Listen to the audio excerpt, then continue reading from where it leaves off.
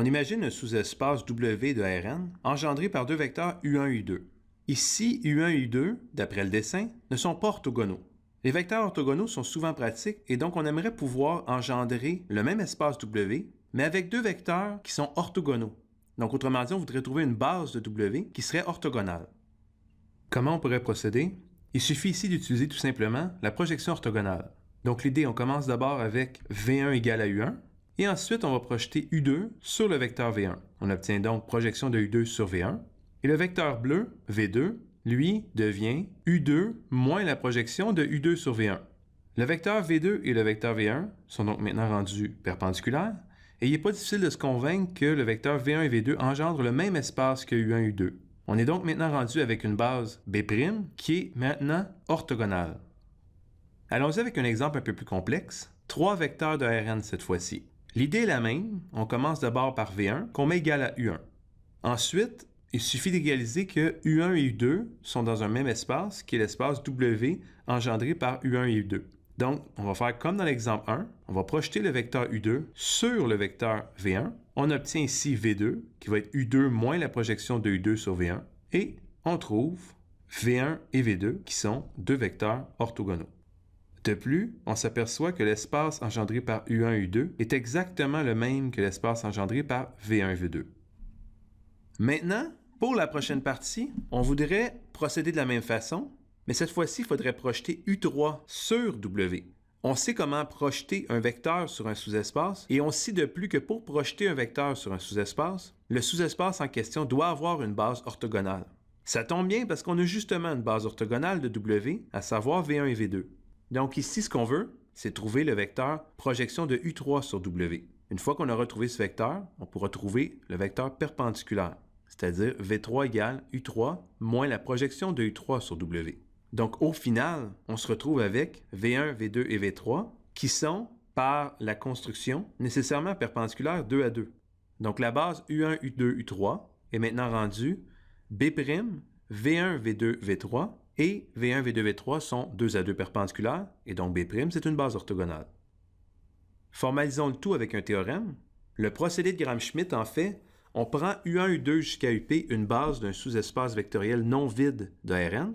La famille V1, V2 jusqu'à Vp définit successivement par, on commence comme on l'a fait dans mes exemples tantôt, V1 égale à U1. Ensuite, V2 va être simplement le vecteur U2 moins la projection de U2 sur V1, qui va nous donner un vecteur nécessairement perpendiculaire à V1. Et ensuite, on continue en faisant V3 qui va être égal à U3 moins la projection de U3, mais cette fois-ci sur le sous-espace engendré par V1 et V2. On continue ainsi jusqu'à Vp, et cette nouvelle base va être orthogonale. On a également le fait que, pour n'importe quelle valeur de 1 à p, l'espace engendré par U1, U2 jusqu'à UK va être le même que celui engendré par V1, V2 jusqu'à Vk. Donc autrement dit, l'espace engendré par U1, U2 est le même que V1, V2. Celui engendré par U1, U2, U3 est le même que celui engendré par V1, V2, V3, etc. Terminons cette vidéo avec un exemple concret. Donc ici, on voudrait trouver une base orthogonale du sous-espace engendré par les vecteurs 3, 1, moins 1, 3, moins 5, 1, 5, moins 7 et 1, 1, moins 2, 8. D'après le procédé de Gram-Schmidt, on commence avec le premier vecteur V1, qui va être tout simplement le premier vecteur. 3, 1, moins 1, 3. Pour le deuxième vecteur, on prend le vecteur moins 5, 1, 5, moins 7, et on lui soustrait la projection du vecteur moins 5, 1, 5, moins 7 sur le vecteur 3, 1, moins 1, 3.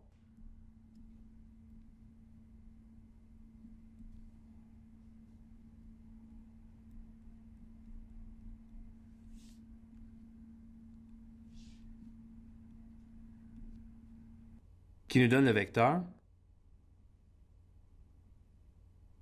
Terminons avec le vecteur V3. On obtient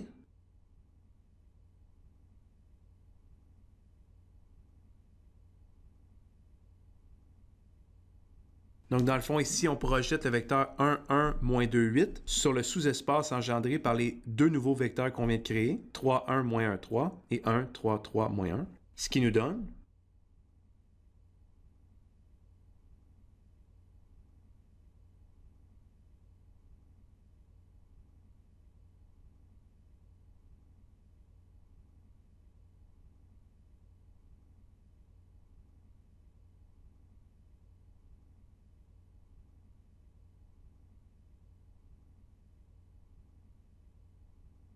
qui nous donne le vecteur final -3, 1, 1, 3.